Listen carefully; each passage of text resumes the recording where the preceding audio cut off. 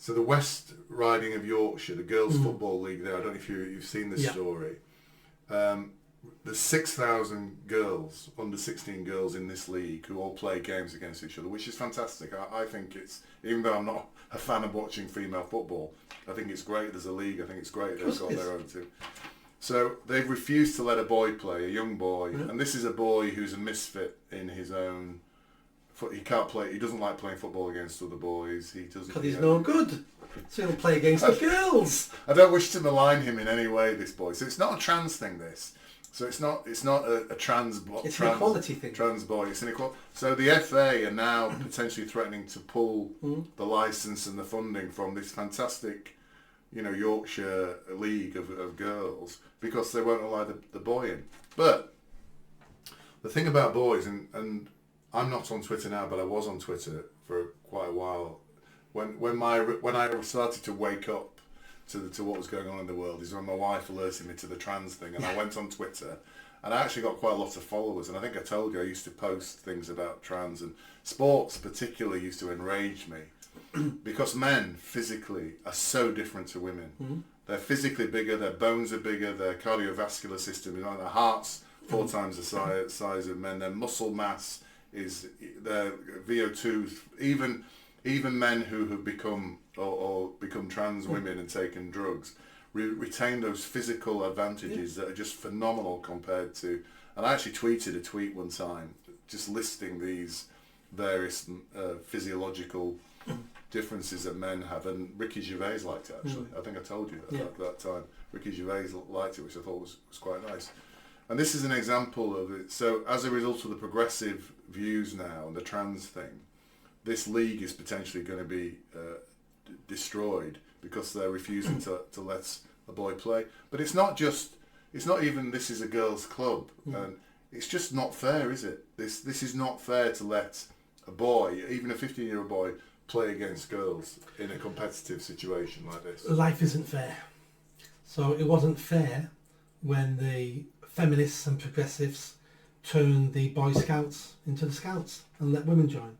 Yes. It wasn't fair when men lost all their male spaces, like the vault in the pub and men's clubs and places where men went to be together. Yeah. It wasn't fair when all that happened. Yeah. But now the snake's turning and it's now damaging women's only spaces. Yes. And this isn't men and boys shouting to access those spaces. This is feminists and progressives inviting men and boys to use those spaces. Yeah. So the people who damaged and destroyed men-only spaces were feminists and the progressives, and they're doing exactly the same now to women-only spaces. And both of it was wrong. I get no satisfaction out of women losing their spaces now going, ha, you took our spaces, we're taking you. I get no satisfaction out. We had separate spaces because both sexes needed time away from each other. And people say to me, yeah, but you didn't lose your private spaces like your changing rooms. Well, do you know what? Men don't care about that. Correct. Men don't care. If some women want to come in and watch me naked, that's all right with me. There's absolutely no threat to a man exactly. for a woman to come into a man's space.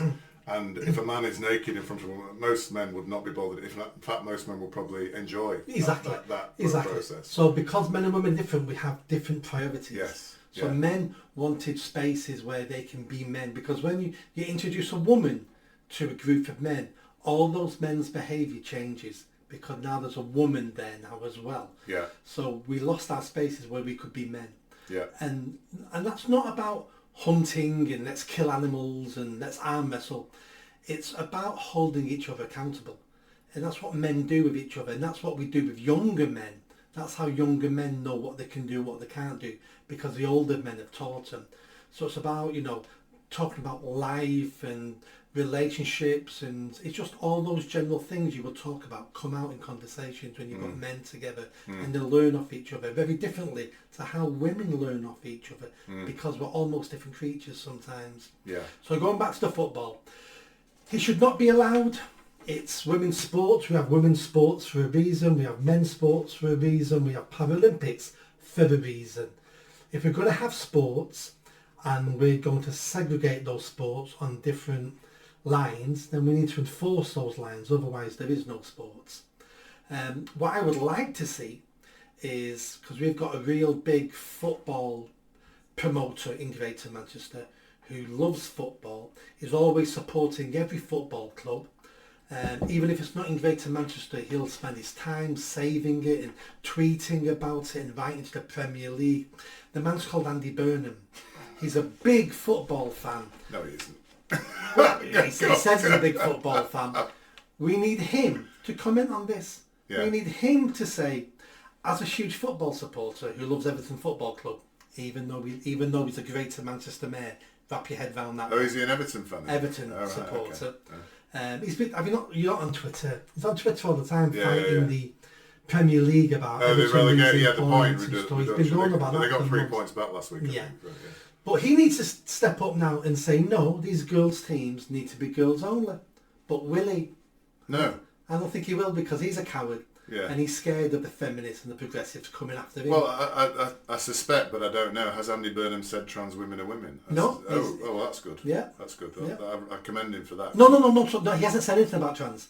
Oh, he's not said anything about No, trans. he keeps his mouth shut. Right, okay. And makes sure... Because I would say most Labour, prominent Labour politicians have said trans women are women, haven't they? So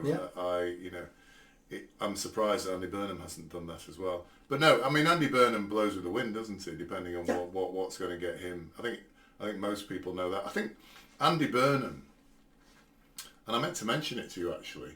I remember years ago there was a letter they had written to Prince Charles. Have you heard about this? No. And it's kind of, if you read it, you should use it in your campaign, Nick, because it's the most sycophantic, toadying letter you've ever seen, basically, saying, Your Majesty, you're fantastic and all that. I mean, this is from a Labour politician, toadying up to presumably... He wasn't a child at the time. No, this is probably 5 years ago, and I read the letter. I thought, oh, that's just horrible. I'll Google it and find it. Yeah, just toadying. So yeah, you need to. So he will just blow with the wind. So I doubt he will say anything about this. No, he won't. But this again is the FA, the Football Association, very powerful. This is the one that forces us to watch the players taking the knee at the. Well, that says it all, doesn't it?